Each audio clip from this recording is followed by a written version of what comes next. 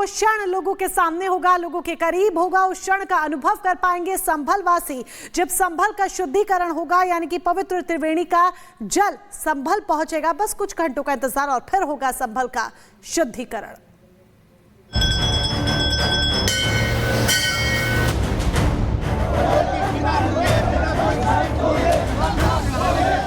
संभल में सनातन का सूर्योदय हो रहा है। देवों के देव हर हर महादेव के जयकारों से पूरा संभल गूंज रहा है। सनातनियों में उत्साह है तो सालों से जमीन के अंदर मिट्टी में दबी सनातन संस्कृति का संभल में शंखनाद हो रहा है।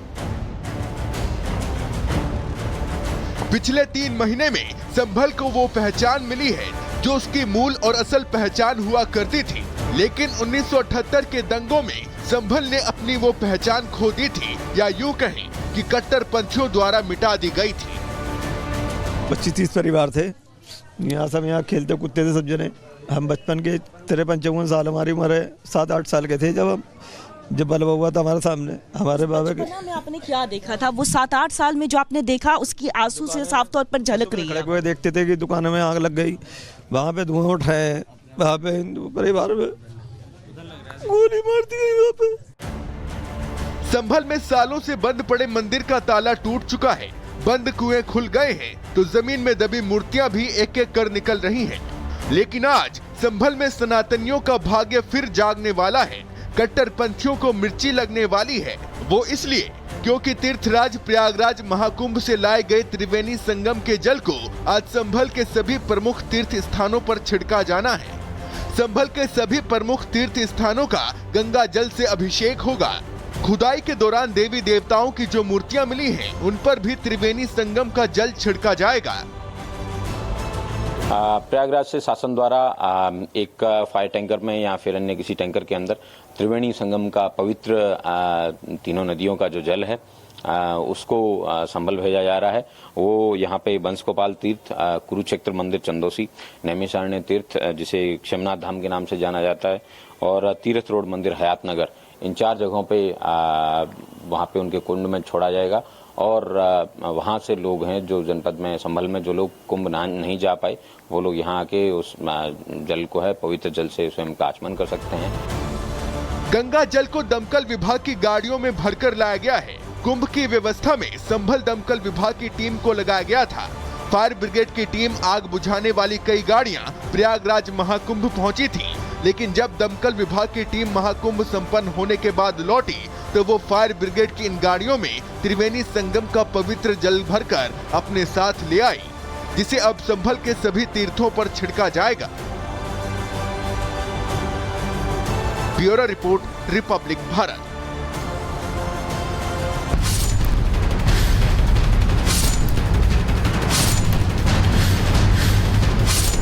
सड़क के किनारे, हाईवे के किनारे झाड़ियों में एक सूटकेस में डेड बॉडी मिली है।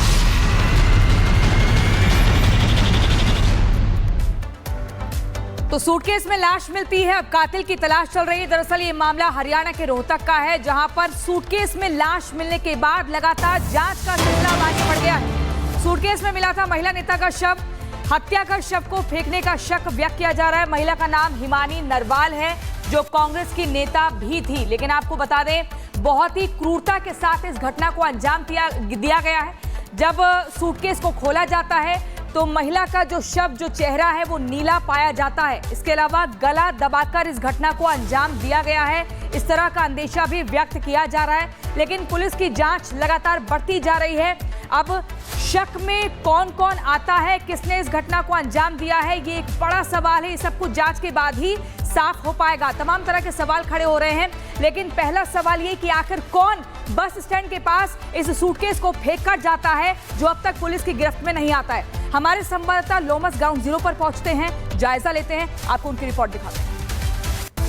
हमारी मौजूदगी दिल्ली से 60 किलोमीटर दूर रोहतक के सांपला बस स्टैंड के पास है, और आपको जानकारी दे दूं, इसी बस स्टैंड के पास शनिवार दिन लगभग 11 बजे एक सुनसान जगह पर एक ट्रॉली बैग कबाड़ी वाले को मिलता है।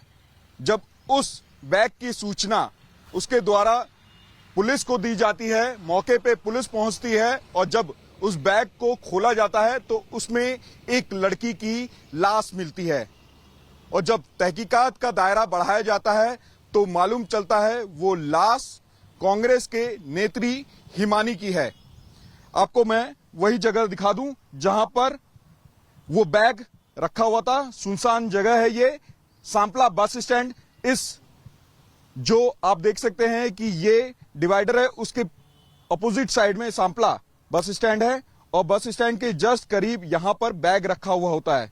हालांकि ये बैग एक कबाड़ी वाले को मिलता है और जब वो बैग को खोलने के लिए जाता है तो उसको गंध जैसा महसूस होता है। उसके बाद उसके द्वारा सूचना पुलिस को दी जाती है। हालांकि मौके पे पुलिस पहुंचती है, फॉरेंसिक की टीम पहुंचती है और जब जांच किया जाता है तो अंदर में एक महिला की लाश मिलती है। आपको बता दें कि हिमानी वही नेत्री हैं जिनकी कई फोटो राहुल गांधी के साथ वायरल हुई है। आपने ये भी देखा था जब राहुल गांधी ने भारत जोड़ो यात्रा निकाली थी तो उसमें भी ये नेत्री बढ़ चढ़ के इन्होंने हिस्सा लिया था। हालांकि ये भी कहा जा रहा है कि जब पुलिस ने जांच की और जांच में ये देखा कि उन नेत्री के गले में एक दुपट्टा बंधा हुआ है और उनके नाक से ब्लड निकला हुआ है। हो ना हो किसी के द्वारा उनकी हत्या करके उनके लाश को इस बैग में छुपाया गया है।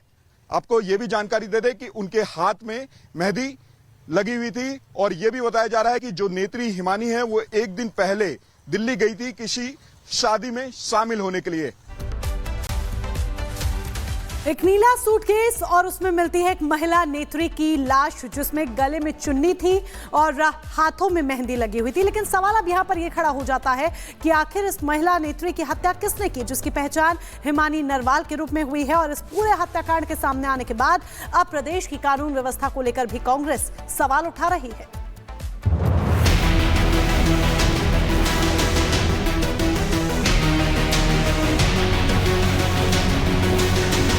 हरियाणा के रोहतक से सनसनीखेज वारदात सामने आई है। यहां कांग्रेस की महिला नेता हिमानी नरवाल की हत्या कर दी गई है। कांग्रेस की महिला नेता हिमानी नरवाल की लाश रोहतक के सांपला बस अड्डे के पास नीले रंग के बंद सूटकेस में मिली। वहीं हरियाणा में महिला कांग्रेस नेता की हत्या से हड़कंप मचता चला गया। हत्यारे ने हिमानी नरवाल की हत्या कर शव को सूटकेस में डालकर बस स्टैंड के पास फेंक दिया। कुछ राहगीरों ने सूटकेस को बस स्टैंड पर देखा तो रोहतक पुलिस को इसकी सूचना दी गई। सूटकेस में बंद कांग्रेस नेता हिमानी नरवाल का शव नीला पड़ा हुआ था, चेहरे पर खून लगा मिला। इससे अंदाजा लगाया जा रहा है कि काफी क्रूरता से महिला कांग्रेस नेता हिमानी नरवाल को पहले पीटा गया और इसके बाद उनका गला चुन्नी से घोंटकर मार दिया गया। महिला कांग्रेस नेता हिमानी नरवाल के हाथों में मेहंदी लगी मिली और सूट पहना हुआ था। इसके साथ ही एक काले रंग की चुन्नी भी सूटकेस के अंदर ही मिली।